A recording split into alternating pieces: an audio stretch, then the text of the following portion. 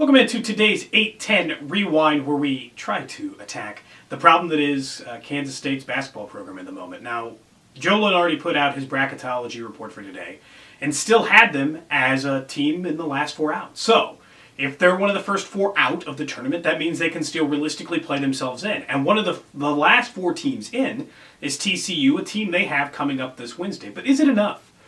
Is the tournament enough to justify this team moving enough forward? Because there's an argument to be made, seeing how they have at least one more win. They're going to finish similarly in the conference. Is it enough to say that this team's pointing in the right direction, or is the total overall record more indicative of a soft, non-conference schedule that got them a pile of wins in the early going, and really this is just kind of a stagnant bunch? Now, Bruce Weber said on Saturday, the media were the only people who were giving him criticism, and you and I both know that not to be true.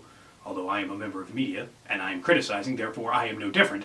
I have heard from the fans too, and it's clear that there are problems with Bruce Weber. The problem is, to me, the biggest problem, is that I have legitimate concerns about whether they've quit on Weber. And at this point, I think you've reached what you would think is the bubble, the peak, the height of what Bruce Weber can bring a team. It doesn't mean that what he's done during this time has been miserable. We've seen worse scenarios. We've seen how it's gone with Kim Anderson at Missouri. And we've seen where these teams have gone differently. But it does mean that when you've reached a peak, and this is the peak, a team that could miss the tournament for a third straight time, or might squeak in the third year.